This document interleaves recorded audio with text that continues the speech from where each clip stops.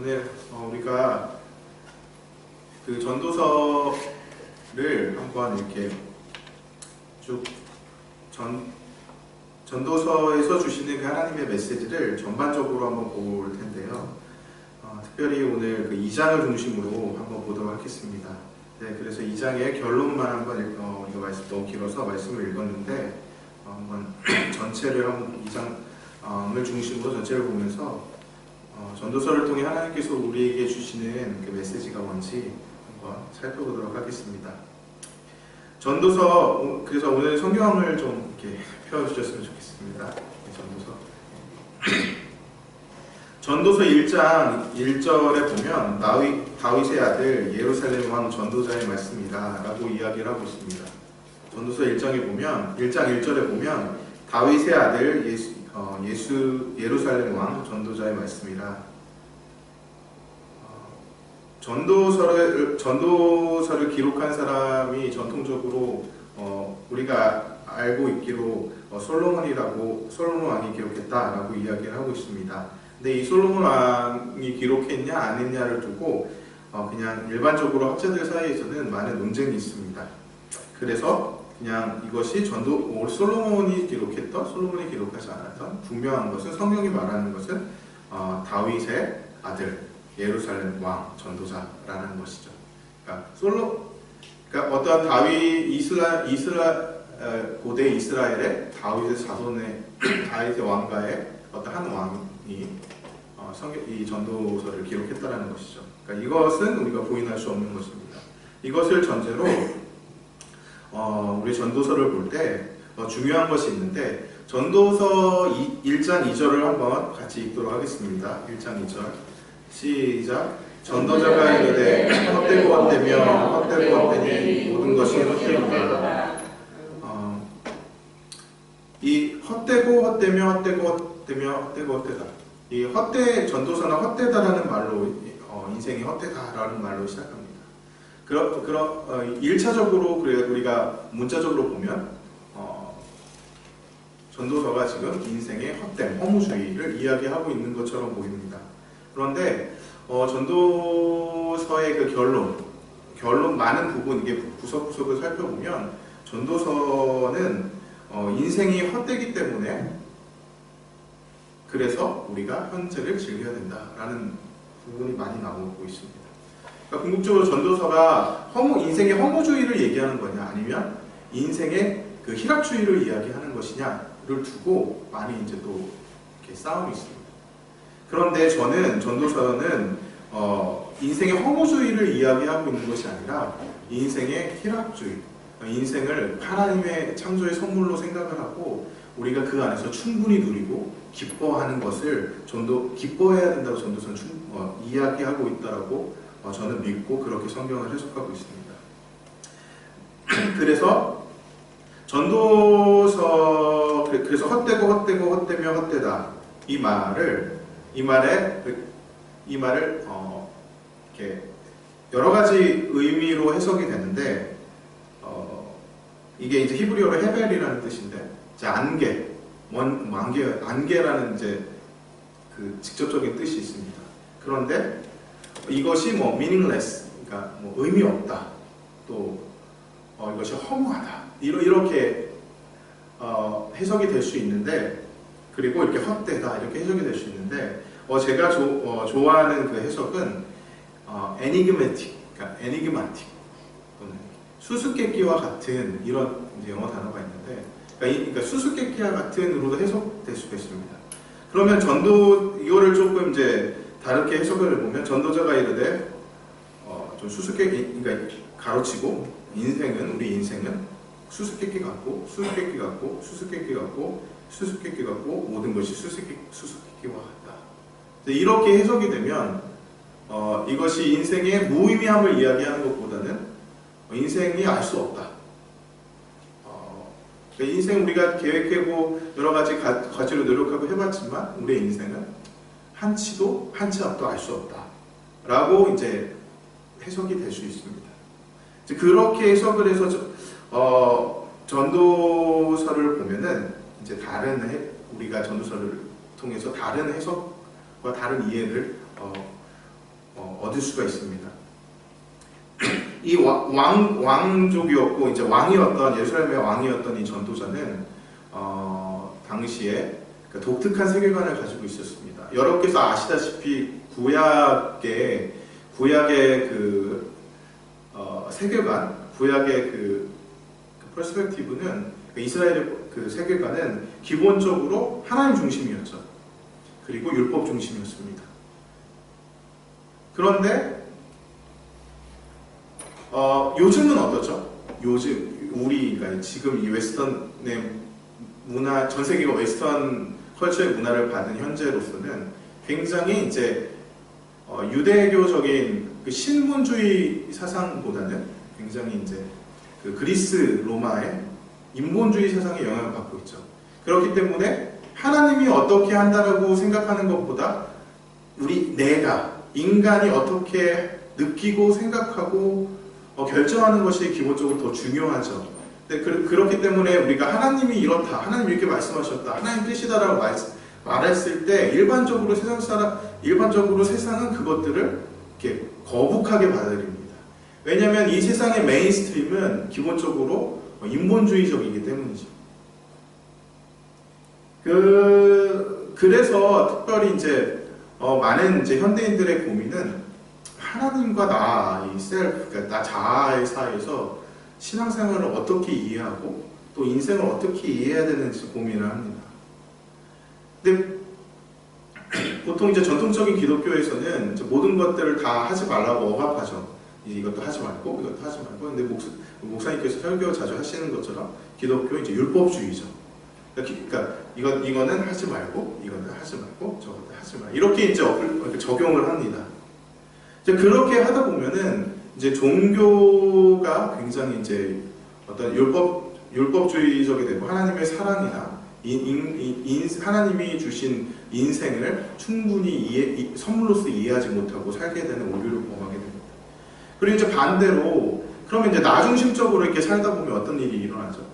이제 내가 보는 게 다 없고 내가 보는 게 전부고 하다 보면 당연히 하나님이 없는 인생을 살게 되고 당연히 그 하나님을 떠나고 그냥 내 욕망과 내가 하고 싶은 욕구에 따라 그냥 사는 것이 그냥 우리가 알고 있는 인생의 전부인 것이죠. 그러니까 하나님과 나 사이의 이 갭이 굉장히 이제 숙제와 같고 지금 이 숙제를 풀지 못하기 때문에 특별히 이제 많은 젊은 그리스도인들이 교회를 떠나고 있는 것도 사실입니다. 그런데 이 전도자, 이 왕이었던 전도자, 이 세상에서 자기가 할 수 있는 것들은 다 해봤다라고 이야기를 하면서 그리고 뭐 부, 명예, 뭐 쾌락, 이 모든 것들을 다 이루어봤다라고 생각하는 그 전도자의 세계관은 기본적으로 굉장히 이렇게 영어로 radical, 그러니까 급진적이었습니다. 그러니까 당시 유대교 사고는 율법주의였죠. 그냥 하나님 중심, 그러니까 소위 이제 우리가 쉽게 이해하면 신명기적 사고라고 하는데, 그러니까 굉장히 하나님이 이렇고 하나님이 이렇고 그렇기 때문에 그러니까 자아는 그 하나님 앞에 순종하는 것이 전부죠. 그러니까 나라는 사람이 누구인지 그리스 로마에 비해 이게 설명이 되지 않았습니다. 그냥 나는 누구냐 했을 때 그냥 나는 하나님 앞에 창조되고 그냥 하나님 앞에 순종하는 존재 정도로 해석이 됐죠. 근데 여기에서 전도자는 굉장히 급진적으로 사고를 했어요. 왜냐면은 기본적으로 인간을 나 중심적으로 하나님 앞에 실험을 하기 시작했습니다. 그래서 이제 소위 말해서 우리가 이제 순례자라고 표현을 하잖아요. 그런 또는 뭐 구도자의 삶을 살기 시작합니다. 그때는 이제 그런 용어가 없는 거죠. 내가 하나님 앞에서 인생을 시험해보고 정말 하나님이 있는지 없는지 테스트해보고 뭐 이런 것들이 굉장히 이제 이 신성모독과 같은 삶인 거죠. 그런데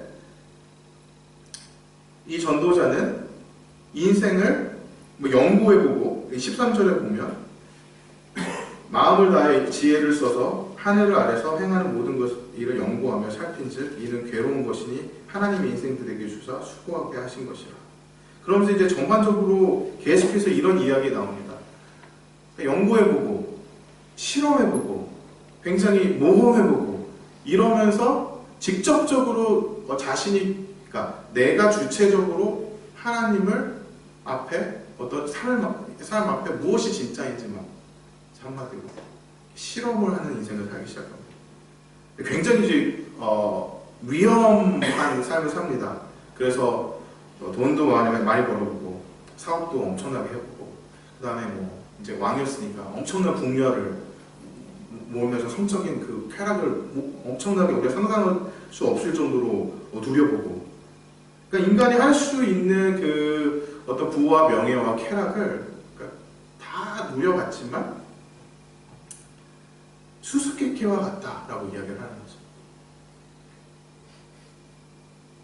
그래서 여기서 인생이 그러니까 허무하고 궁극적으로 수수께끼 같고 이런 것들을 통해 전도자가 깨달은 것은 그럼 어떻게 살아야 되냐는 질문 앞에 지금 주어진 삶을 누리자, 즐기자. 그러니까 이렇게 반응을 하는 거죠. 그러니까 해봤는데 허무해요. 이것도 해보고 저것도 해보고 이것도 해봤지만 의미가 없습니다. 알 수가 없습니다.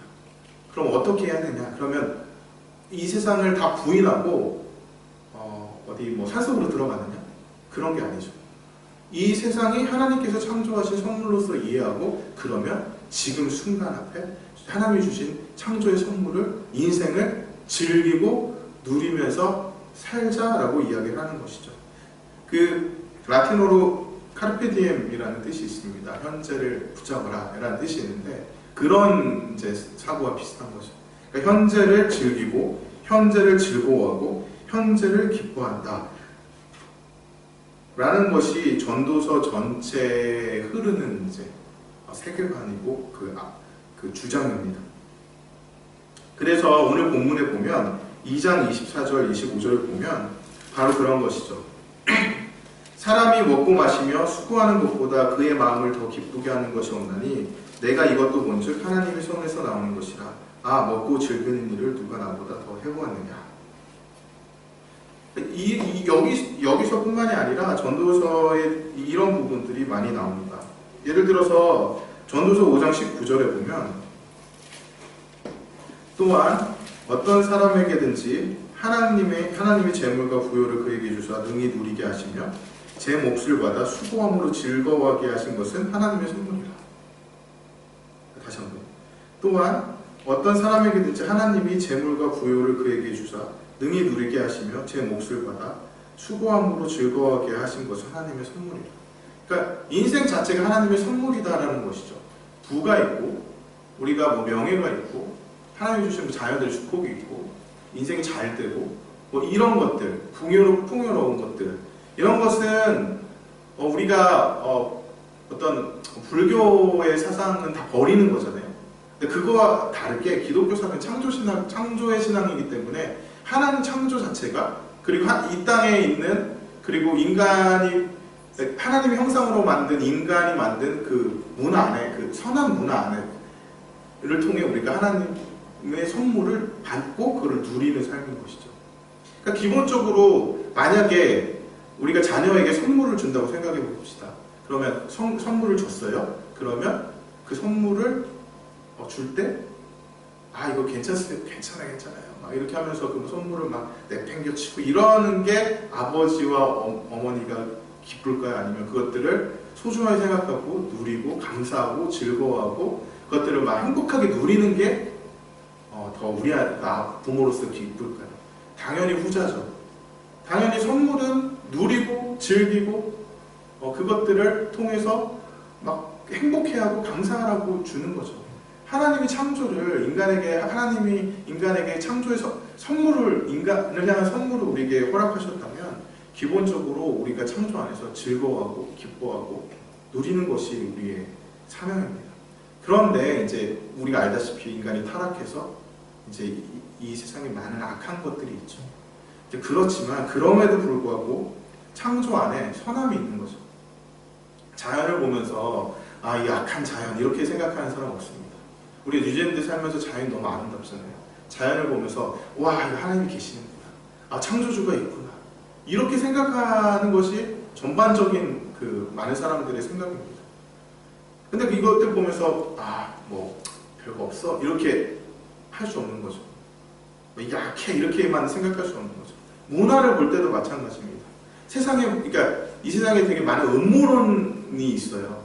그러니까 뭐 어떤 그 사람들은 모든 게 다 뭐 프리메이슨에 뭐 어떤 기독 그 지하의 어떤 리더들이 만들어낸 뭐 결과다. 그래서 어떤 어떤 목사님들, 어떤 선교단체들, 어떤 뭐 기독교 사상들 뭐 이런 것들은 막 그런 음모에 의해서 이 세상이 돌아가고 있는 거다. 뭐 이렇게 단순하게 봅니다. 그런데 인간이 그렇게 멍청하지 않습니다. 인간이 아무리 힘 앞에 연약하고 돈 앞에 연약해도 기본적으로 생각이라는 게 있고 이성이라는 게 있고 양심이라는 게 있죠. 그것만 보다고 할지라도 우리 안에 인간 안에 이제 하나님의 선함이 있다는 거죠. 그리고 자연을 보면서 어떻게 하나님의 선함이 우리 안에 없다고 부인할 수 있겠습니까?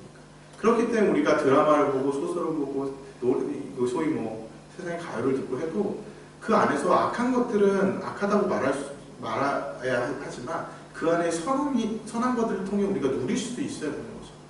마찬가지로 무엇을 먹고 마시든지 주님의 영광을 위해서 하라고 사도 바울은 이야기했습니다.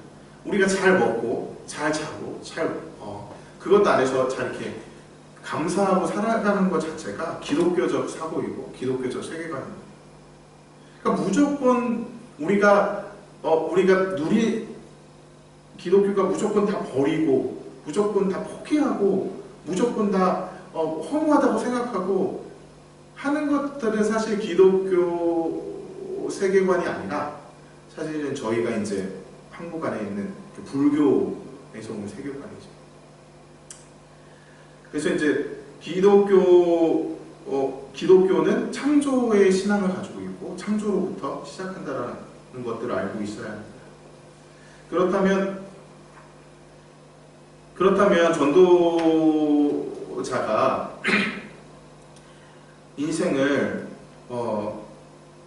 허무하다고 생각을 하고 또 인생을 알 수 없다고 생각하게 하는 자기가 그리고 인생을 이렇게 실험해보고 관찰자였거든요.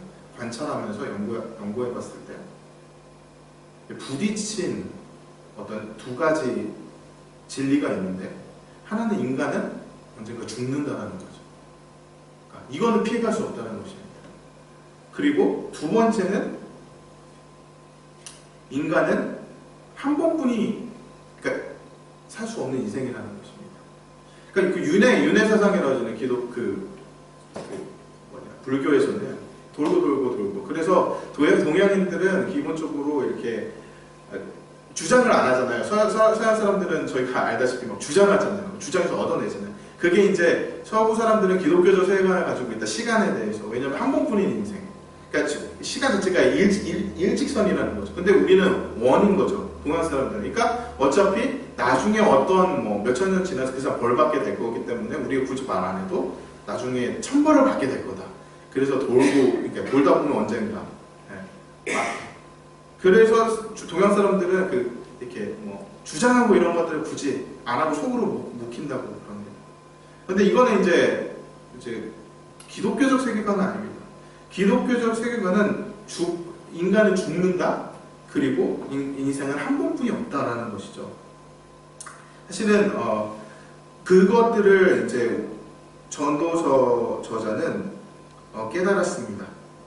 그래서 많은 것들을 연구해보고 많은 것들을 해보면서 인간이 죽음을 향해 가는 그 인생의 실존을 깨닫고 결국 그 인생 앞에 인생은 계속 수고와 지침으로 계속 살아간다는 거죠. 그걸 관찰한 거예요. 그러니까 많은 사람들이 이렇게 관찰을 보니까 다 죽음 향해 가는데 그게 인간의 실존인데 그런데 결국 아무리 노력하고 뭘 하고 얻으려고 노력하지만 다 모든 사람들 다 수고롭고 다 지쳐있다는 거죠.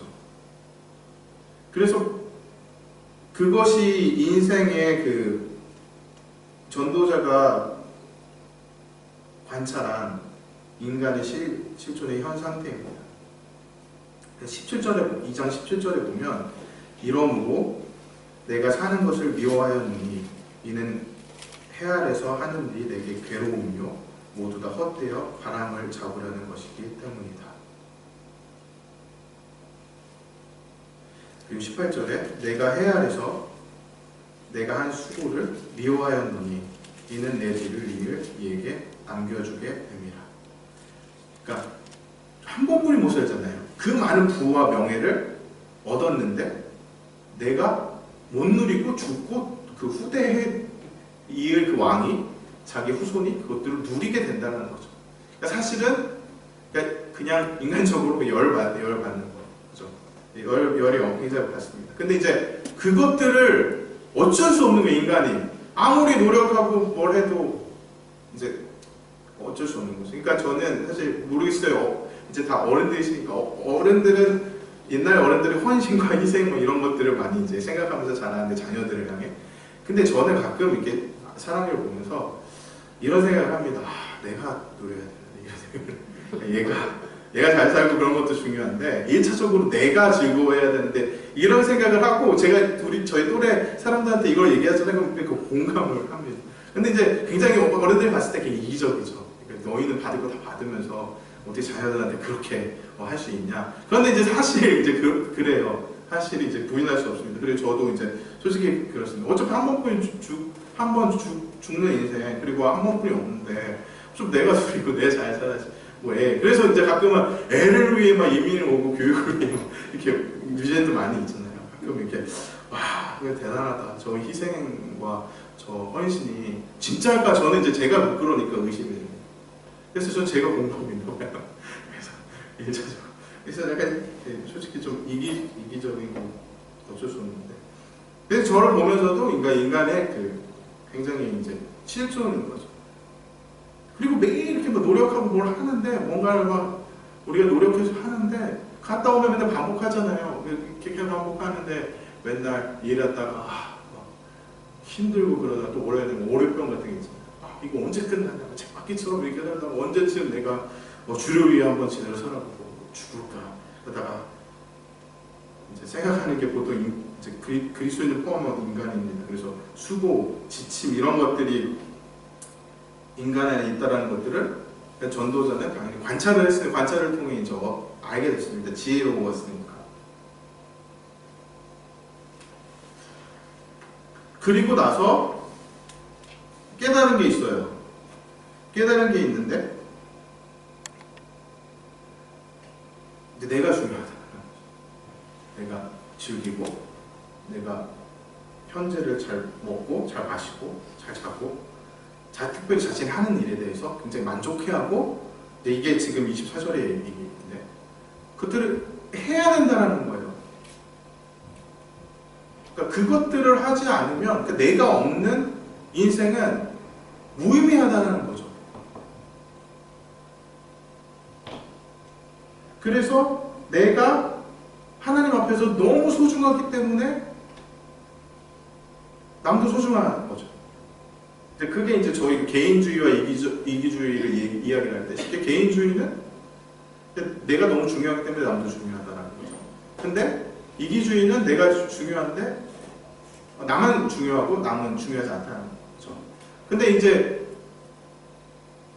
이런 인생, 그러니까 내가 너무 하나님 앞에서 너무 귀하고 내가 너무 소중하고 내가 너무 하나님의 창조물로서 너무 귀하고 그리고 하나님이 주신 이 창조 세계 선물을 내가 감사함으로 내가 즐거워하고 내가 순간을 막 기뻐하고 즐거워할 수 있는 인생을 하나님이 더 기뻐하신다는 것들을 알게 된 것입니다. 그런데 26절에 보면 이렇게 이야기를 합니다. 2장 26절 하나님은 그가 기뻐하시는 자에게 지혜와 지식과 희락을 주시나 죄인에게는 노고를 주시고 그가 모아 쌓게 하사 하나님을 기뻐하시는 자에게 그가 주게 하시지만 이것도 헛되어 바람을 잡는 것이다. 굉장히 이제 역설적으로 이야기를 합니다. 즐기고 누리고 즐거워하라 이렇게 이야기를 합니다. 그런데 한 가지를 기억해야 된다는 거죠. 뭐냐면 하나님이 계신다라는 사실입니다. 그러니까 우리가 즐거워하고 기뻐하고 막 이 세상에 있는 많은 것들을 통해 누리고 여행도 가고 잘 먹고 맛있는 거 사 먹고 그리고 막 친구들하고 만나서 막 수다도 떨고 커피도 마시고 그리고 우리가 이런 거를 통해 막 즐거워 가족 안에서 막 행복해하고 나의 인생을 위해 막 공부도 투자하고 막 이런 것들 있잖아요. 내 자녀의 인생에 대해서 막 행복하라고 막 이야기를 하고 막 이런 행복이 꼽히는 인생 속에서 우리가 기억해야 될 것이 하나만 기억해야 될 것이 있다면 그것은 하나님이 살아계시다라는 것이죠. 그리고 하나님이 이 세상을 창조하셨다는 것입니다. 그래서 전도서 12장의 그 결론을 보면 우리가 다 알다시피 12장에 보면 이렇게 이야기를 합니다. 1절에 보면 1, 2절에 너는 청년의 때에 너의 창조주를 기억하라. 곧 공고한 날이 이르기 전에 나는 아무 낯이 없다라고 할 해들이 가깝기 전에 해와 빛과 달과 별들이 어둡기 전에 비 뒤에 구름이 다시는 일어나기 전에 그리하라. 그러니까 여기에 사실 이제 좀 깊이 들어가면 여기에 이제 예언자의 영성이 나옵니다. 이사야, 예레미야 이런 그러니까 예언자는 뭐죠? 하나님이 뜻대로 살지 못하고 있을 때 하나님이 사람을 보내셔서 정신 차리고 살아 이렇게 이야기하는 사람이 구약의 예언자였습니다. 하나님이 심판이 있을 거다. 그래서 너희가 정신 차리고 회개하면 하나님이 너희를 다시 회복해 하시고 정상적으로 살게 하시고 다시 하나님의 관계 안에서 행복하게 살게 하실 거다라는 게 예언자의 사명이었습니다. 근데 결론은 예언자적인 목소리를 냅니다. 특히 막 이사야 같은 이야기를 합니다.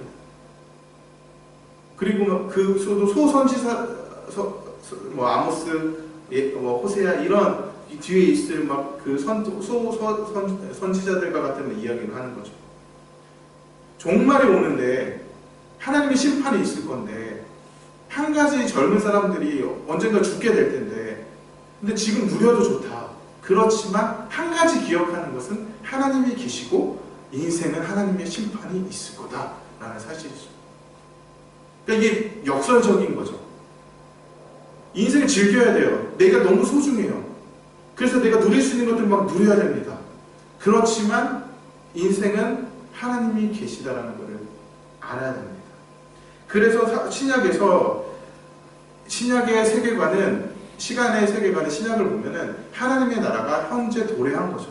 예수님이 회개하고 천국에 가까웠다라고 이야기를 하면서 이 하나님의 나라가 지금 현재 도래했다는 것을 이야기를 하고 있습니다.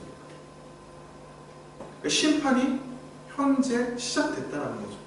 최후에 있을 심판은 나중에 궁극적으로 있을 것이지만 결국 이 하나님의 나라, 이 마지막에 있을 완벽한 하나님의 나라가 현재 이렇게 침투했다는 거죠. 그래서 우리가 성령을 통해 이것들을 막 누리며 산다는 것입니다.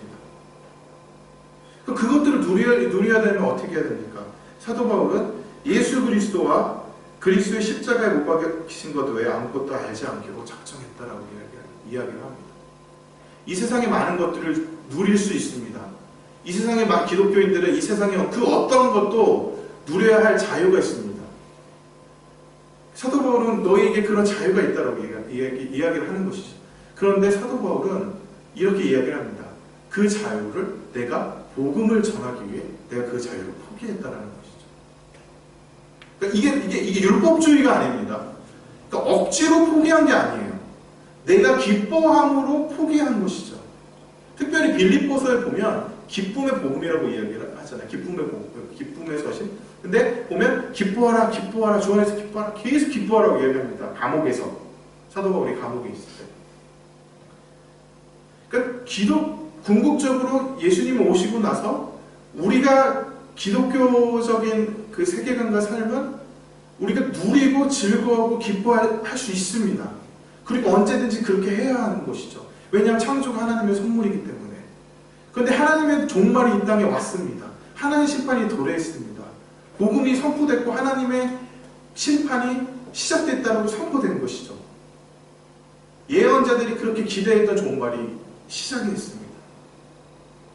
그렇기 때문에 우리가 누릴 수 있는 자유, 이런 것들, 우리가 창조를 누릴 수 있는 자유, 즐거움, 이런 것들을 하나님을 사랑하기 때문에, 하나님이 살아계신다는 걸 알기 때문에, 하나님이 나를 통치하실 때 가장 기뻐한다는 걸 알기 때문에 그 자유를 기쁘게 반납하는 거죠. 왜? 복음을 전하기 위해서입니다. 그러니까 우리가 창조 즐거워하고 행복해하고 이런 것들이 죄가 아니에요. 그러나 더 궁극적인 가치, 나를 그리스도 자아를 못 받고 그 주님을 위해 살아간다는 것 자체는 무엇입니까? 그 자유를 반납하는 거죠. 즐거이, 억지가 아닙니다. 성령이 우리 안에 막 즐거움을 주시기 때문에, 성령이 우리 안에 역사하시기 때문에, 우리가 하나님의 그 사랑에 막 감격해서 그 하나님 앞에 다시 돌려드리는 거죠.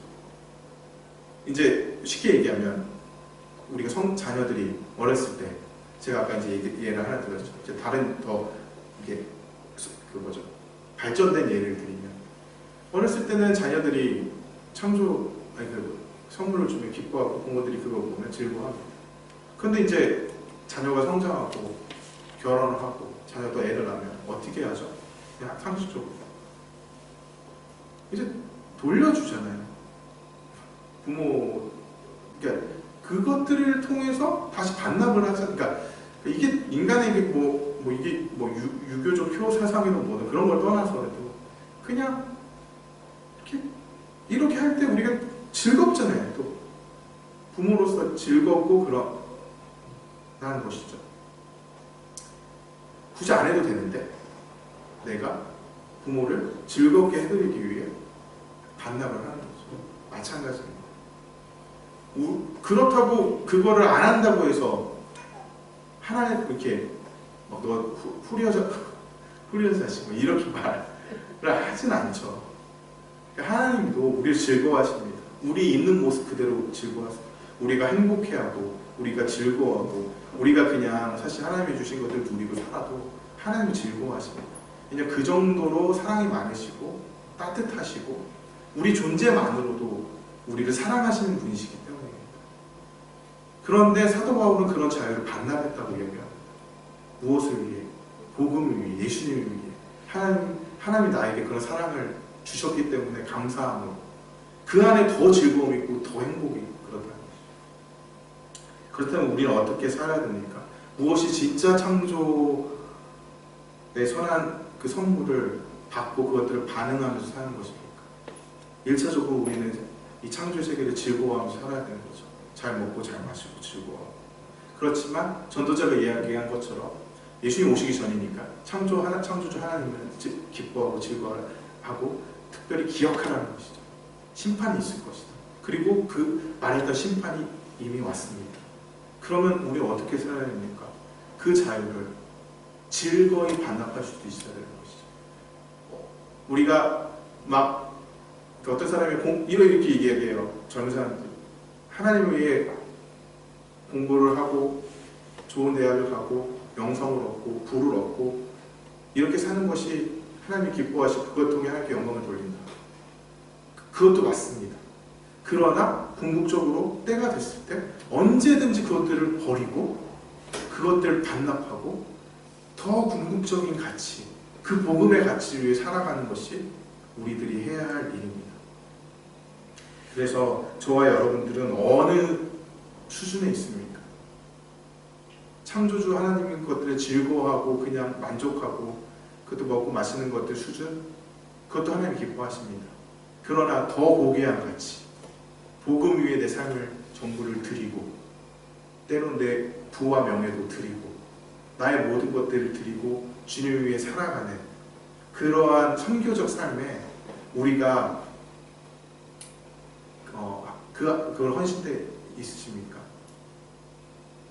기도하고 마치겠습니다.